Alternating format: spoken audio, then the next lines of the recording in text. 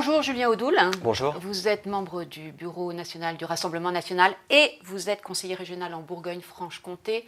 C'est là, vendredi, que vous avez exigé qu'une mère accompagnant une sortie scolaire sorte de la salle parce qu'elle portait un voile. Depuis une semaine, avez-vous fait progresser les valeurs de la République et de la laïcité que vous affirmez défendre? Alors je tiens à rappeler que je n'ai pas exigé qu'elle parte. J'ai interpellé la présidente de région, Marie-Guilde Dufay en l'occurrence, pour lui demander, au nom de principes que je trouve essentiels, et notamment la laïcité, de demander à cette personne qui était rentrée donc avec un voile islamique de soit sortir, soit de retirer son voile. Donc la méthode est la bonne selon vous d'interpeller ainsi en séance la présidente pour faire sortir une mère accompagnatrice d'une sortie alors qu'elle n'enfreint pas la loi? Moi, je suis un élu de la République. J'étais dans le cadre de mon mandat, j'étais dans mon hémicycle régional. J'ai agi en conscience pour défendre, encore une fois, des valeurs qui sont au cœur de mon engagement politique.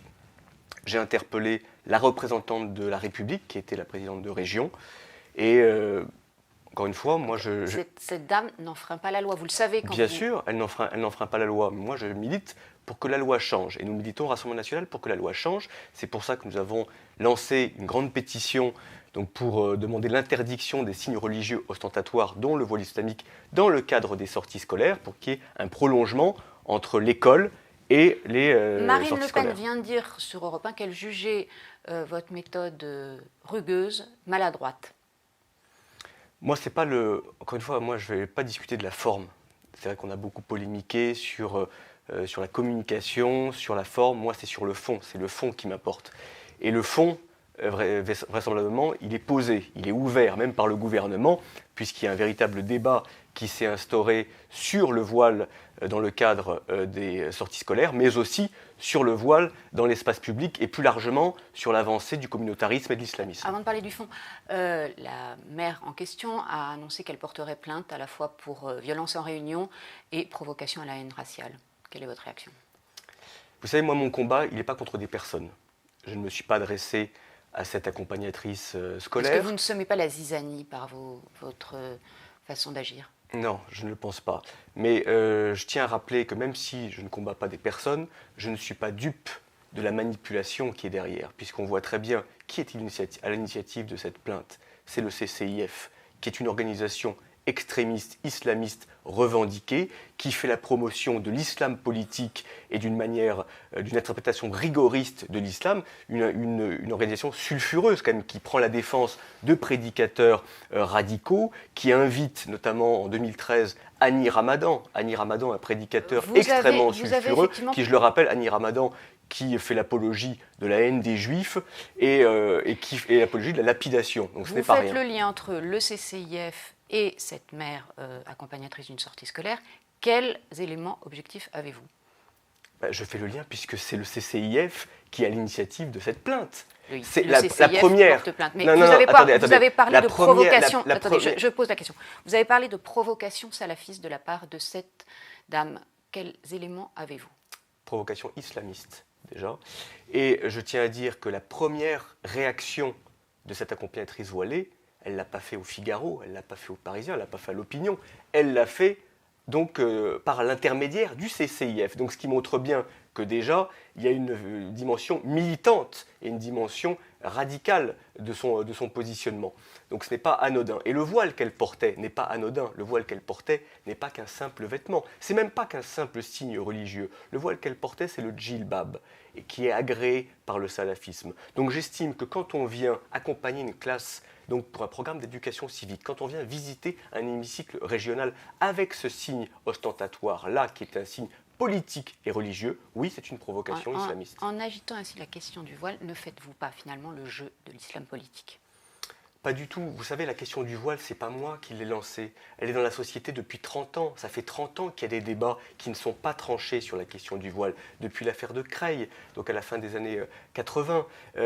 les pouvoirs publics, les gouvernements ont toujours renoncé. Alors certes, il y a eu quelques débats, et notamment quelques lois, notamment celle sur la burqa, mais qui n'ont pas pris en compte aujourd'hui l'avancée du communautarisme et le dévoiement d'une religion, l'islam, donc à des fins dangereuses et à des fins de partition de la société française. Vous parlez de la loi sur la burqa, ne faudrait-il pas mieux effectivement faire en sorte que la loi soit mieux appliquée? Est-ce que ce n'est pas une meilleure façon de défendre la laïcité que de s'en prendre à une mère accompagnant une sortie scolaire? Je ne m'en suis pas pris à une mère, déjà.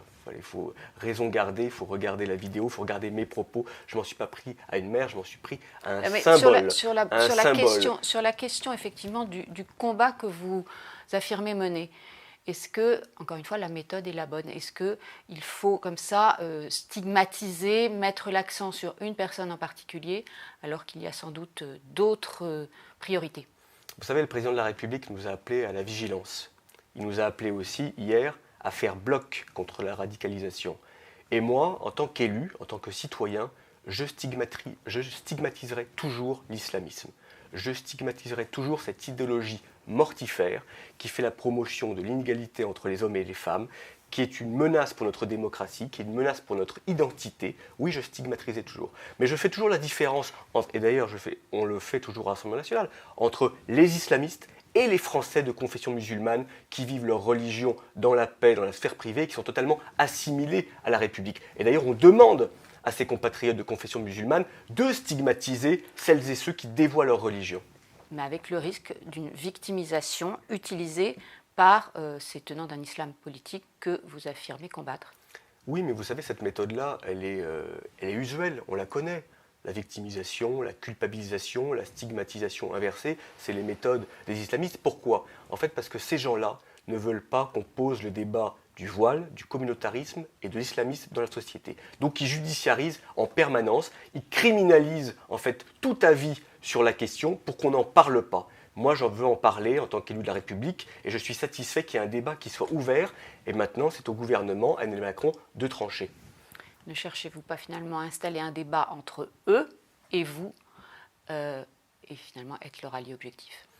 Non, ça c'est évidemment l'argument qui est avancé par nos adversaires. Ce débat, il est dans toute la société. Il y a un véritable problème avec l'islamisme, avec le communautarisme, qui ne concerne pas que le voile, qui concerne le halal dans les cantines, qui concerne la multiplication des activités séparées entre les hommes et les femmes, qui concerne la multiplication aussi des mosquées radicales dans notre pays. Rien que dans ma région, Bourgogne-Franche-Comté, il y a 20% des lieux de culte qui sont classifiés par les services de renseignement comme radicaux. Donc c'est qu'il y a véritablement un problème dans notre pays et que cet islamisme, je dirais, n'est pas seulement meurtrier, on ne le voit pas seulement dans les attentats, il y a toute une idéologie qui se diffuse et qui infiltre aussi, comme on l'a vu tragiquement, nos services publics. Vendredi, finalement, vous poursuiviez quel objectif? Je n'avais pas d'objectif, déjà il n'y avait pas de préméditation, puisque j'ignorais totalement d'une qu'il y avait une classe qui allait visiter l'hémicycle, et de deux qu'il y aurait une accompagnatrice scolaire voilée. Moi, j'ai agi en conscience par rapport à un contexte, et le contexte on ne peut l'ignorer, et cette dame ne pouvait pas l'ignorer. 263 morts, 4 compatriotes qui ont été assassinés à la préfecture de police de Paris, un débat aussi sur le voile lors des sorties scolaires qu'on a vu avec l'affiche de la FCPE. Donc dans ce contexte-là, venir dans cet hémicycle régional, c'était évidemment une provocation. J'ai agi en tant qu'élu républicain et laïque au nom des valeurs que nous avons en partage. Merci Julien Oudol. Merci à vous.